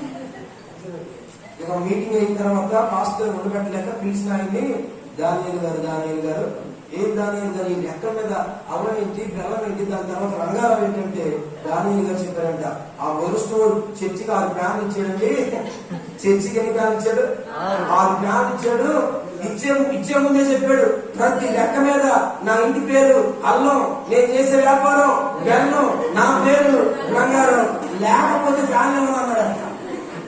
నీకు అర్థమైందా? ఇప్పుడు ఫ్యాన్ ఇచ్చిన వాడు ఎవరిని హైలైట్ చేసుకున్నాడు? కొంతమంది 100 రూపాయలు నోట్ వేసినప్పుడు ఇలా, అది 10 రూపాయలు కాదు 5 రూపాయలు కనపడకుండా 100 రూపాయలు అనుకో, అయ్యగారు 100 రూపాయలు అంటున్నాడు పోయి అనేది తెలుసుకోవాలి. చాలా జాగ్రత్తనండి. మరుగైన జీవితం అంటే ఏంటో తెలుసా? నువ్వు ఎన్ని మంచి పనులు చేసినా, ఎంత మందికి సహాయం చేసినా, ఎంత ప్రార్థన చేసినా నీవు మరుగైపోవాలి తప్ప దేవుని మహిమపరచాలి. దేవునికి స్తోత్రం చెప్పండి. యేసయ్యలో ఆ అనుభవం లేదా?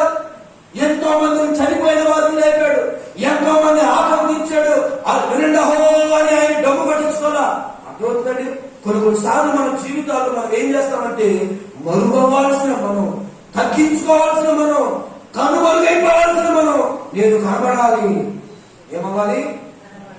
ఒక వస్తువు ఇస్తే నేను కనబడాలి, ఒక ప్రార్థన చేస్తే నేను కనబడాలి, ఒక ప్రసంగం చేస్తే నేను కనబడాలి. ఈ కనబడాలి జబ్బు మనకు పోవట్లేదు కాబట్టి దేవుని కార్యాలను మనం బలంగా చూడలేకపోతున్నాం. అర్థమవుతుంది?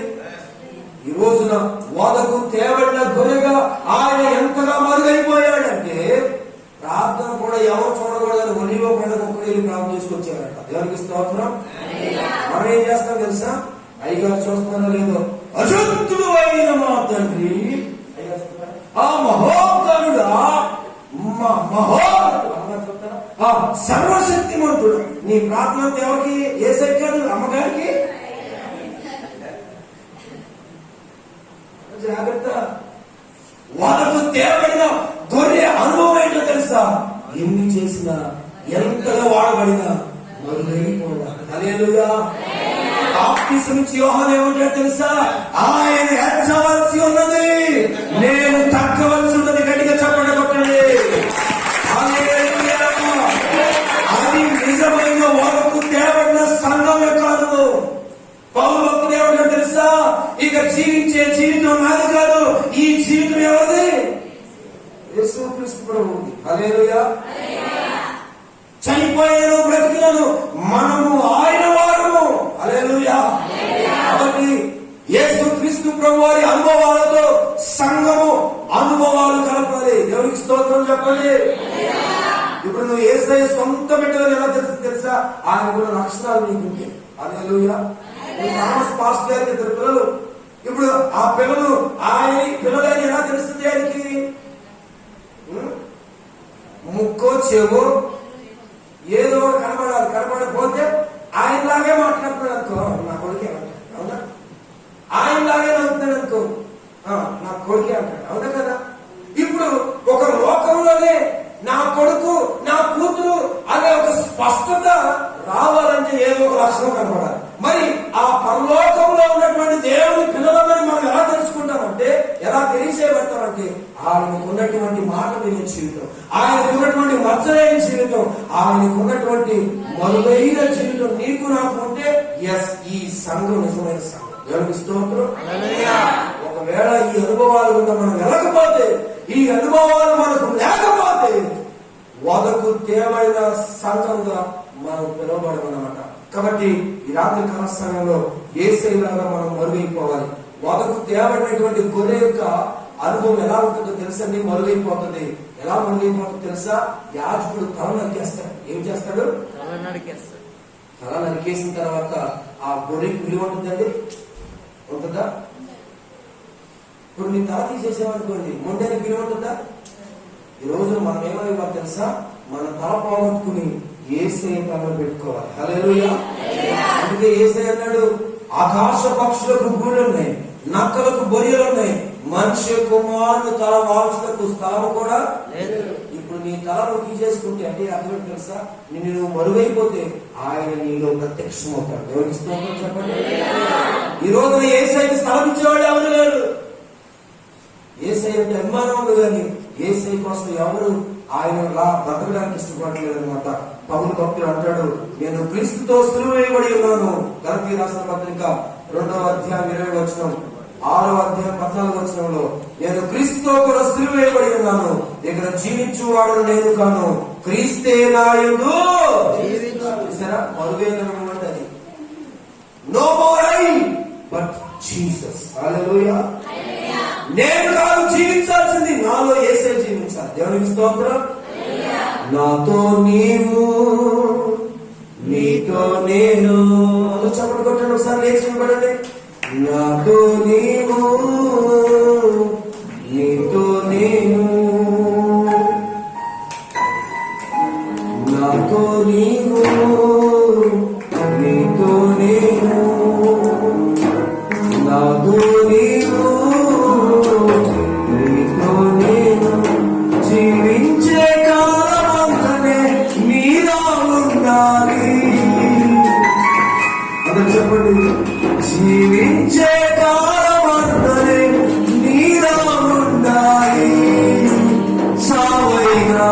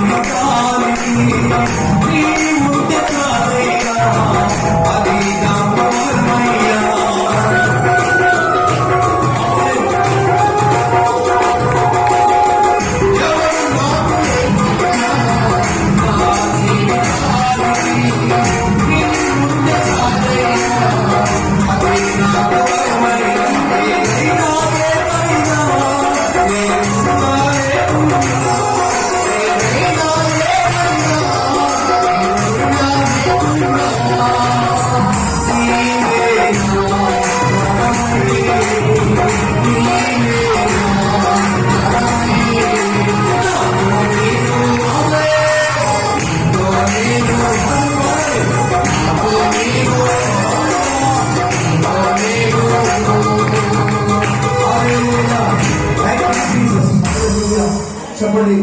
వాళ్ళకు తేవన్న కోరిక యేసయ్యకు అనుభవాన్ని చెప్పండి. ఆయన మాట వినే జీవితాన్ని కలిగి ఉన్నాడు. ఆయన నమ్ముకున్న మనం కూడా సంఘముగా ఆయన మాట చెప్పండి వినాలి. తండ్రి మాటకు ఎలా లోబడ్డాడు, మనం కూడా దేవుని మాటకు సేవకుని మాటకు లోబడ్డాడు. రెండవది, ఆయన మచ్చలేని జీవితాన్ని కలిగి ఉన్నాడు. మనం కూడా పరిశుద్ధమైన జీవితాన్ని, పవిత్రమైన మనస్సాక్షిని కలిగి ఉండాలి. మూడవది, ఆయన ఒలుగు తేవన్న కొరగా ఆయన ఏమైనాడు తెలుసా, మరుగైన జీవితాన్ని కలిగి ఉన్నాడు. ఎన్ని అద్భుతాలు చేసినా, ఎన్ని కార్యాలు చేసినా, మనం కూడా ఎంత సేవ చేసినా, ఎన్ని పాటలు పాడినా, ఎన్ని కానుకలు ఇచ్చినా, అమ్మో నా ప్రభు హెచ్చించబడాలి, అమ్మో నా ప్రభు బయటపరచబడాలి అన్నా తప్ప మనం హెచ్చించుకోకూడదు.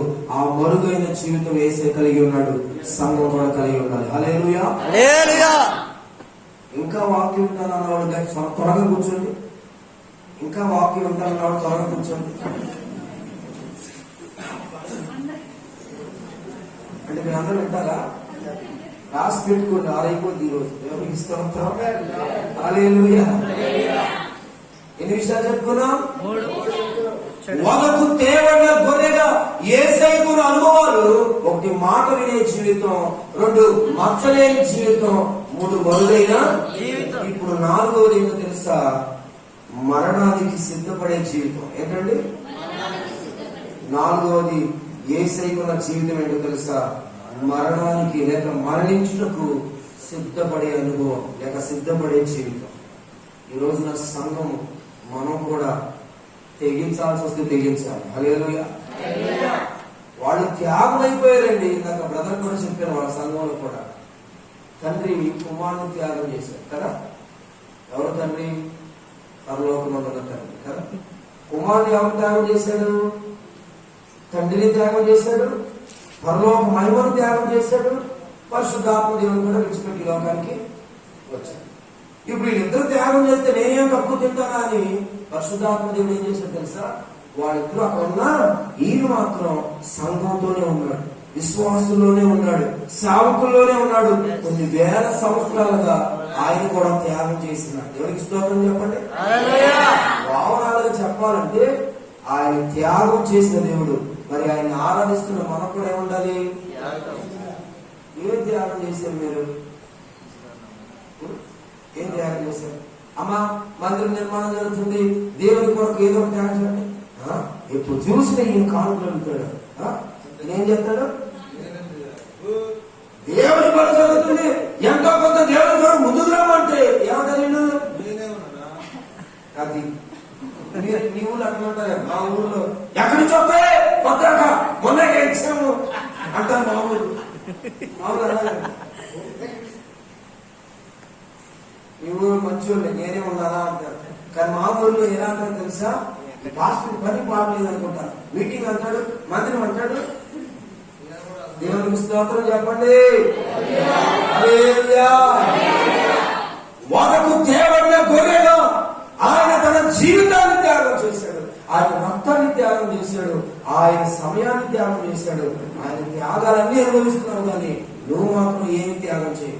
ఈవెన్ కాంతులు పక్కన పెట్టండి, సినిమాలు త్యాగం చేశారు యేసయ్య కోసం. అది చూడబోతున్న చెప్పారు కొంతమంది. ఏంటది?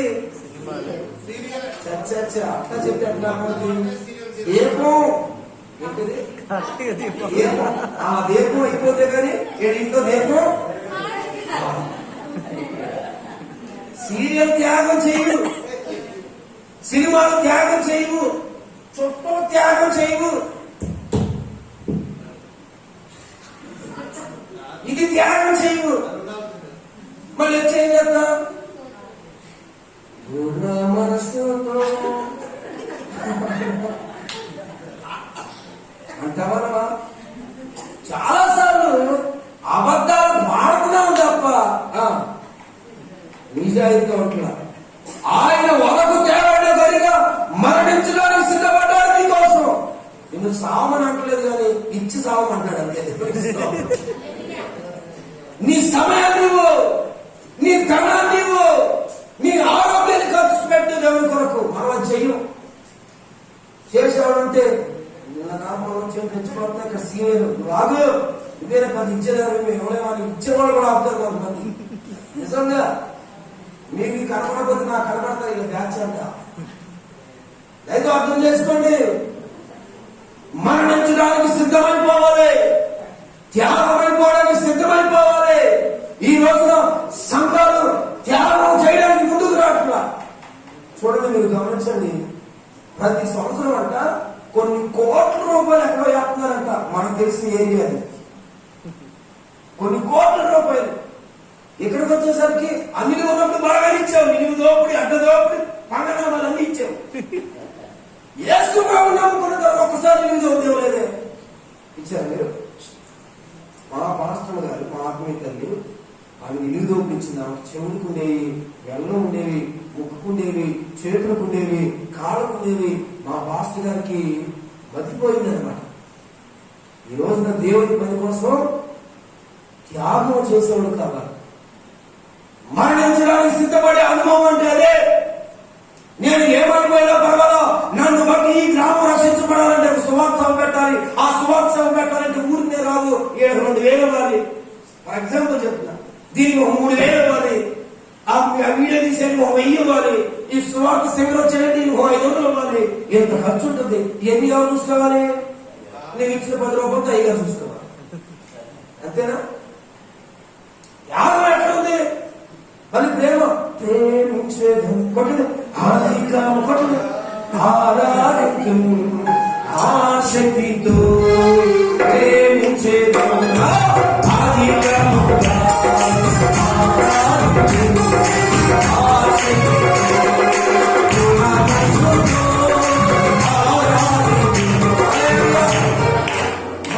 ఏం ఉంచాం అట్లా అదే చేతితో ఇవ్వండి. ఎవరికి స్తోత్రం. దేవునికి ఇచ్చి అన్యాయం అయిపోయిన ఎవరు లేరు. దేవునికి ఇవ్వకుండా బాగుపడ్డలు కూడా ఎవరు లేరు. దేవునికి స్తోత్రం. హల్లెలూయా. చెప్పండి గట్టిగా హల్లెలూయా. యేసయ్య నీ కోసం అన్ని ఇచ్చాడు కల్వరి శిలువలో. యేసయ్య అన్ని త్యాగం చేశాడు నీ కోసం, నా కోసం. ఆప్లాలు కూర్చోండి నాయన. హల్లెలూయా. ఇదే త్యాగం చేసి వచ్చి మన జీవితాలు ఆయనకు త్యాగం చేయాలి కదా. ఇప్పుడు అమ్మా నవ్వద్దు.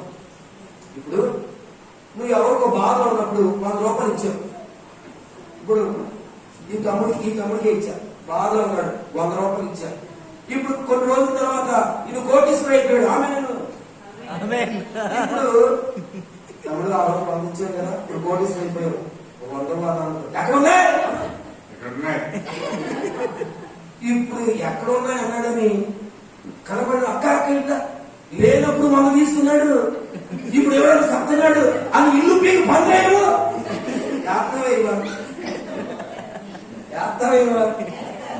నువ్వు 100 ఇచ్చి ఇంకో 100 ఆశిస్తానే, మరి ఆయన ప్రాణం ఇచ్చాడు నీకోసం. హల్లెలూయా. రక్తం రాశాడు, నలిగిపోయాడు, స్వరూపమైన సరసైన లేకుండా మారిపోయాడు. ఆయన అన్ని త్యాగం చేసిన దేవుడు. ఆఫ్టర్ ఆయనకి తక్కువై కాదు, నువ్విద్దరు వర్గంతోనే ఉంటాడు. దేవుని స్తోత్రం. ఆయన మరణించడానికి సిద్ధపడ్డాడు. ఈ రోజున సంఘము ఇంకొకరి క్షేమం కొరకు త్యాగం చేయాల్సి త్యాగం చేయాలి. చాలా అంతే. దేవుని స్తోత్రం. ఏ సంబంధం అని ఉందని భగత్ సింగ్ గారు ఆంధ్ర రాష్ట్రానికి వచ్చి ఆ రాష్ట్రాన్ని నిలబట్టి ఇక్కడ త్యాగం అయిపోయాడు ఆయన. ఏ సంబంధం ఉందని సాధు సుందర్ సింగ్ గారు మన రాష్ట్రానికి వచ్చి అనేక రాష్ట్రాల్లో సువార్త చేస్తూ త్యాగం అయిపోయాడు ఆయన. యేసయ్య త్యాగాన్ని గుర్తించిన వాళ్ళు త్యాగం చేయకుండా ఉండలేదు. హల్లెలూయా. నువ్వు ఇవ్వట్లేదంటే అర్థం ఏంటో తెలుసా? నువ్వు దేవుడి కొరకు పని కొరకు వెతకలేదంటే అర్థం ఏంటో తెలుసా? నీకు దేవుడి ప్రేమ అర్థం కాదు. ఓన్లీ ప్రేమించేదన్నా తిట్టండి, పాడండి. ప్రేమించేదన్నా ప్రేమ అర్థమైతే ఆ ప్రేమకు తగినటువంటి ప్రవర్తన వస్తుంది. దేవునికి స్తోత్రం చెప్పండి. హల్లెలూయా. హల్లెలూయా. చాలా బాధ వేస్తూ ఉంటుంది అనమాట. వాక్యం చదివితే అర్థమవుతుంది దేవుని పనికి చెప్తారని. చెప్పించుకోవాల్సిన అవసరం లేదు. దేవుని కొరకు బ్రతకాలని వాక్యం చదివితే అర్థమవుతుంది. ఈ వాక్యాన్ని మనం ఏం చేస్తాం? చదవము, దర్శింపాడము అని పెరగాలని మనకు సంబంధించుంటారు. యెహోవా నా కాపరి, నాకు ఏం లేదు, పచ్చికలు ఏం లేదా, నిజంగా ఏమడదు. హల్లెలూయా. యెహోవా నా కాపరి, నాకు ఏమి లేదా, ఏమి కదా. దేవుని స్తోత్రం. దర్శనం బాగా పడతారు. సర్వజనులారా చప్పట్లు కొట్టి జైలుతో దేవుడి గురించి ఆర్భాటం చేయడం ఇది మంది. వాక్యాన్ని క్రమంగా చదివితే వాక్యం ఏం చెప్తుందో అది చేయడానికి నీకు మనసు పుట్టింది. నీకు ఇష్టమైన పోషణ సాధకులు, నీకు ఇష్టమైన పోషణ కీర్తనలు, నీకు ఇష్టమైన పోషణ ఏంటి? దర్శన భావం గురించి చెప్పండి. గ్రంథం ఏదైనా ఉందంటే చెప్పండి. ఏంటంటే చాలా గ్రంథాలు ఎక్కడైతే దేవుడితో ఉందో అది మన సంబంధం లేదనుకోండి. అట్లా కాదు. యేసయ్యకి నీకు ఏ సంబంధం ఉందో ఆయన నీకు చేయడండి. నీలో మంచుతనం ఎక్కువ ఉందా ఆయన త్యాగం చేయడానికి? నువ్వు మంచోడు అని ఆయన ప్రాణం ఇచ్చాడా? అమ్మా నువ్వు మంచిదానివా? నేను మంచోడునా? చెప్పండి. ఏ మంచి లేకపోయినా నీ కొరకు ఆయన త్యాగం చేస్తే ఆయన పని కోసం మనం త్యాగం చేయడానికి వెనకేస్తాం అన్నమాట. మరణించడానికి సిద్ధపడ్డాడు ఆయన. హల్లెలూయా. ఈ రోజున ఇతరుల క్షేమం కొరకు నిన్ను నీవు దేవునికి అంకితం చేసుకోవాలి. నిన్ను నీవు దేవుని కొరకు అప్పగించుకోవాలి, త్యాగమైపోవాలి. రోమీయులకు రాసిన పత్రిక 14వ అధ్యాయము 8వ వచనంలో వాక్యం రాయబడుతుంది, మనము బ్రతికినాను ప్రభు కోసమే బతుకుచున్నాము, చనిపోయినను ప్రభు కోసమే చనిపోతున్నాము. కాబట్టి మనము బ్రతికినను చనిపోయినను ప్రభు వారమై ఉన్నాము. హల్లెలూయా. చెప్పండి హల్లెలూయా. అర్థమైందా? మన బ్రతికెందుకు? ప్రభు కోసం. మన సావెందుకు? ప్రభు కోసం. చెప్పండి ప్రభు కోసం. మీరు చేయలే చెప్పండి, మాట వస్తే చెప్పండి, ప్రభు కోసం. హల్లెలూయా. సువార్త రాదు, సువార్త పనికి ఇష్టం ఉండదు. ఆన్లైన్ ప్రేయర్ అంటే ఇష్టం. ఎందుకంటే ఇంట్లో నిద్ర పట్టుకొని చర్చిలోకి వచ్చి హ్యాపీగా నిద్రపోవచ్చు.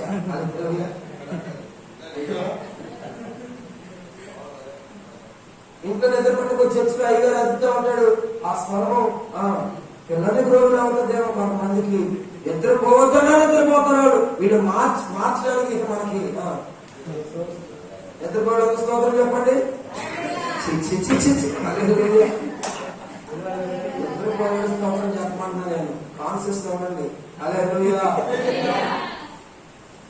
4వ పాయింట్ చెప్పండి, మరణించడానికి సిద్ధపడింది ఆ వదకు దేవుని కోరిక. హల్లెలూయా.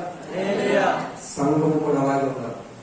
మాసిదోనియా సంఘం, మీరు ఒక్క మాట వాళ్ళ గురించి చదవండి. ఎప్పుడైనా బుద్ధి పుడితే ఆ సంఘం అంతా ఎంతో త్యాగపూరితంగా దాతృత్వం కలిగి నీవు పేదలైనాను వాళ్ళు దేవుని కొరకు త్యాగాలు చేశారట. ఎవరికి స్తోత్రం. ఈ సంఘం అలా గాక. మరణించడానికి త్యాగం చేయడానికి మీకు మనసు పుట్టును గాక.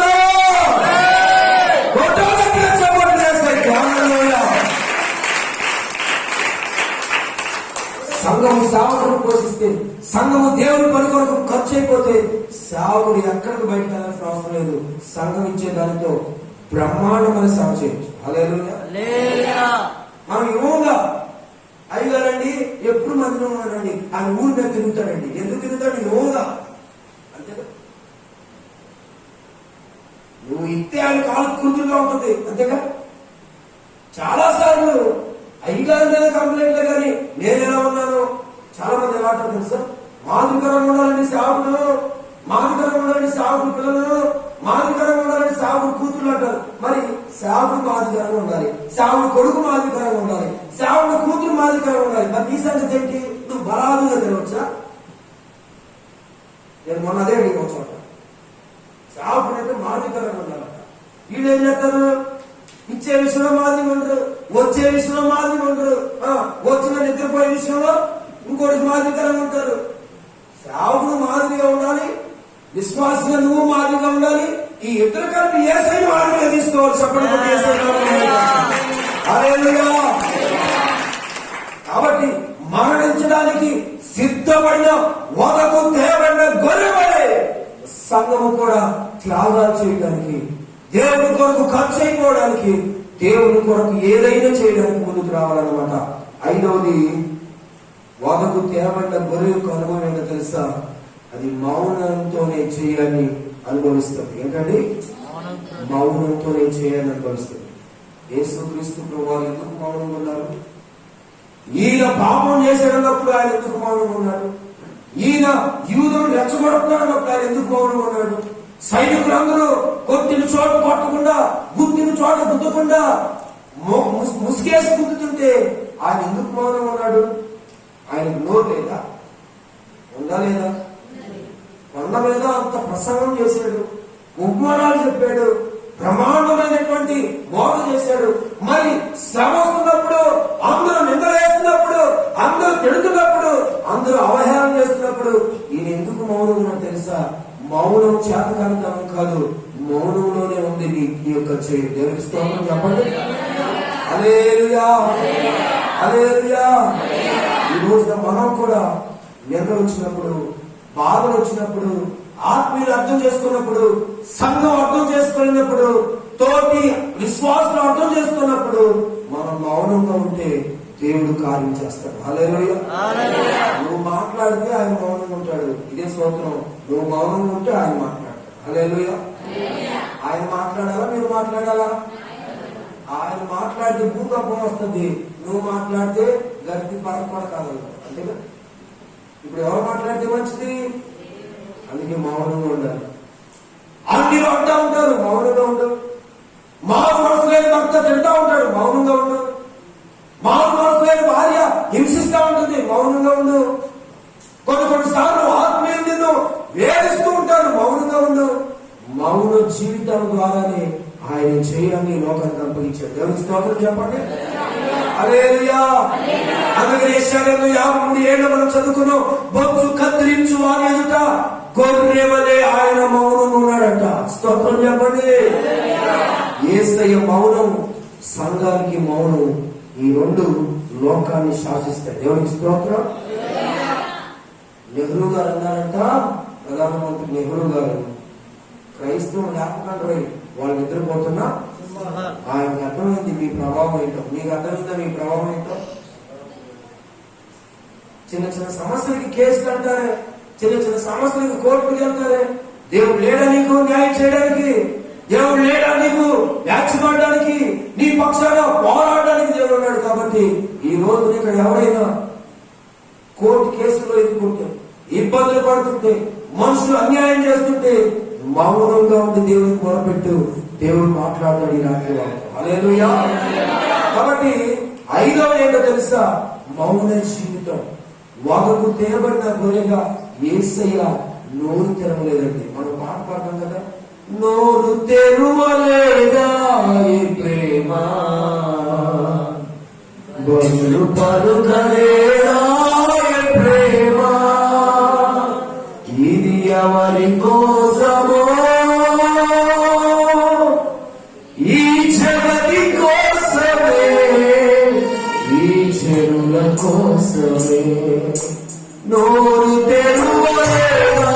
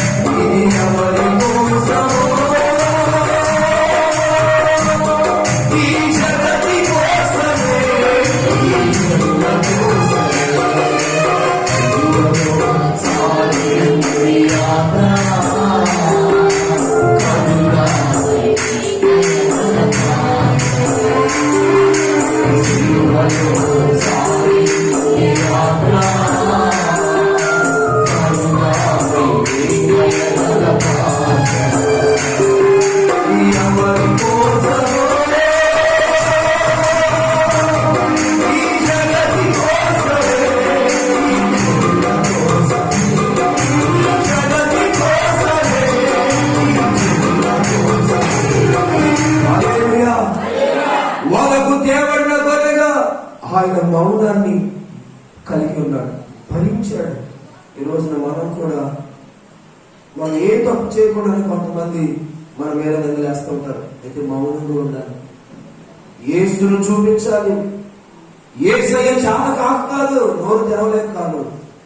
ఈ లోకానికి రక్షణ రావాలంటే, ఈ లోకానికి వెలుగు రావాలంటే ఆయన మౌనం అవసరం. సంఘం కూడా మౌనంగా ఉంది.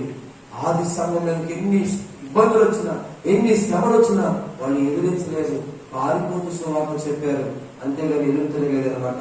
ఈ రాత్రికాల సమయంలో మనం కూడా మౌన జీవితాన్ని కలిగి ఉండాలి. తర్వాత 6వది ఏంటో తెలుసా?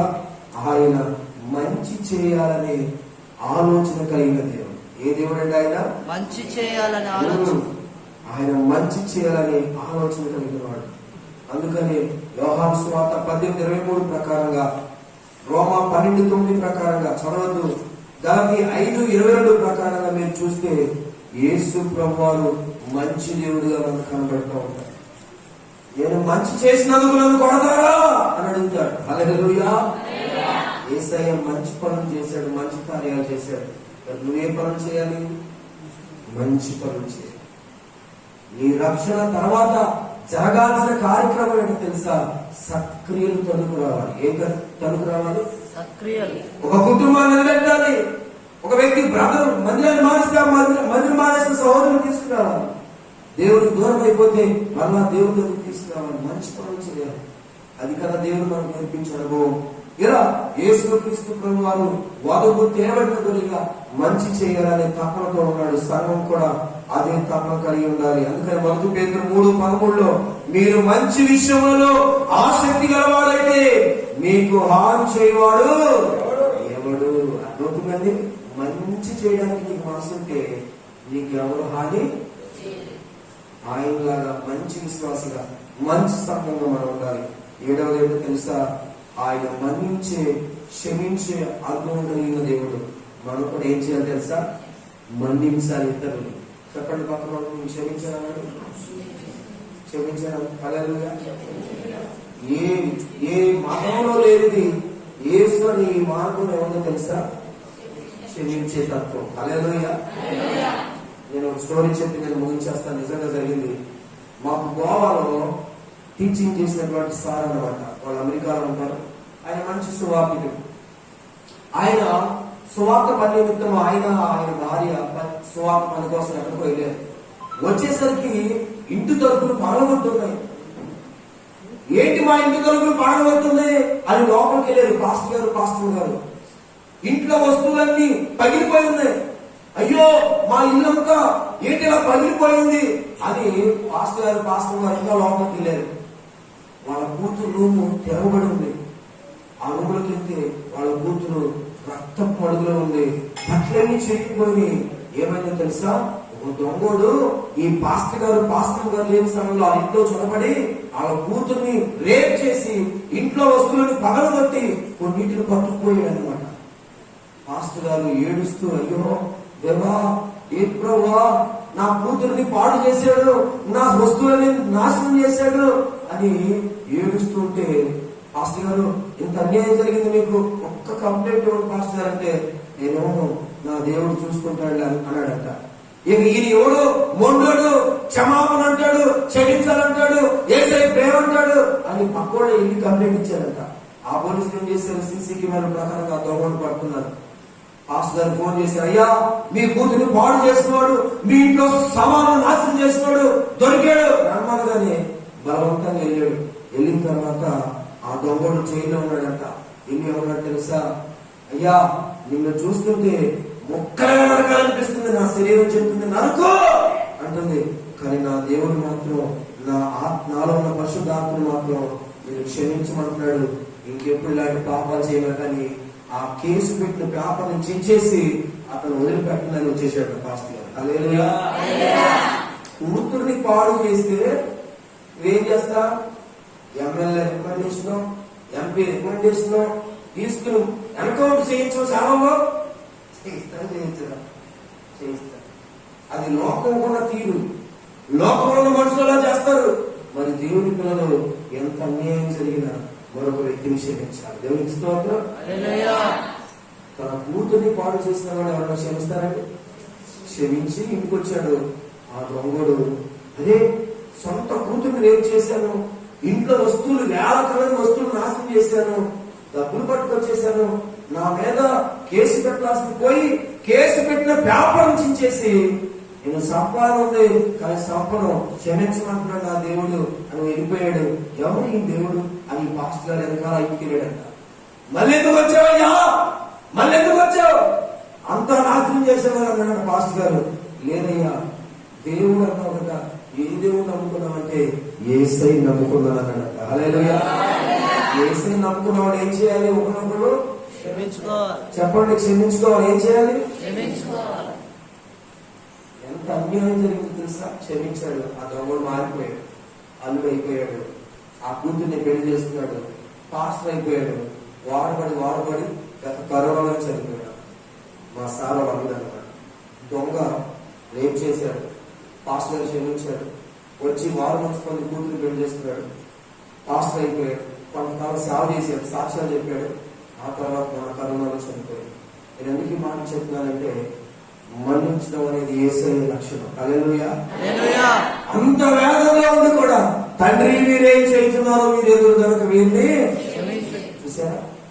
మనం ఒకే మందిరానికి వస్తాం, ఒకే బలలో చేయేస్తాం, ఒకే రొట్టెలు తింటాం, ఒకే ద్రాక్ష రసం తీసుకుంటాం, ఒకే బయలు నెత్తి మీద పెట్టుకు ఊరేగుతాం. కానీ కక్ష మాత్రం నాకు వందనాలు చెప్పలా, నాకు మొక్కయ్యా ఏంటంట, మా ఇంట్లో ప్రార్థన పెడతాను రాలా, మేము రావాలి ఇంటికి. మీ ఇంట్లో ప్రార్థన పెడితే నువ్వు రావా? ఇక నిన్ను క్షమాపణ ఏముంది? రైతు ఆలోచించండి. వదకు తేబడిన గొర్రెగా ఆయన మన్నించే అనుభవాన్ని కలిగి ఉన్నాడు. ఎన్ని పాయింట్స్ చెప్పాను గుర్తుందా? 7 పాయింట్స్ చెప్పాను.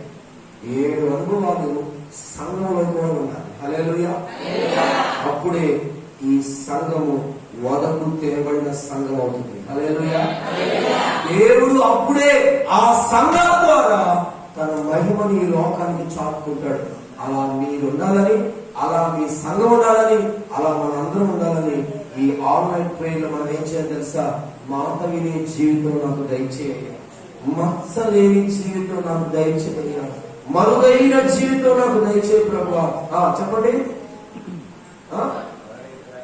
మరణించడానికి సిద్ధపడే జీవితం నాకు దయచేయ్యా, మౌన జీవితాన్ని నాకు దయచేయ్యా, మంచి చెయ్యాలనే ఆ ఆరాధన నాకు దయచేయ్యా, చివరిగా మన్నించే మనసు నాకు దయచేయాలని మనం ఏం చేయాలి తెలుసా?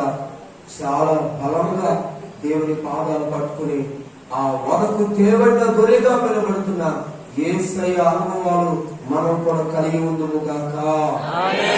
చెప్పండి హల్లెలూయా. మరొకసారి గుర్తు చేస్తున్నాను, మాట వినాలి, మత్సలేని జీవితం జీవించాలి, మరుగైపోవాలి, మరణించడానికి సిద్ధపడాలి, మౌన జీవితాన్ని కలిగి ఉండాలి, మంచి చేయాలి, మన్నించే మనసును ఆయన కలిగి ఉన్నాడు. ఆయన పిల్లలుగా మనం కూడా స్వతంత్రించుకుందాము గాక. ఆమేన్. ప్రార్థన చేసుకుందాం. ఈ సమయాన్ని దేవుడు ఆశీర్వాదాన్ని అప్పగిస్తున్నాడు.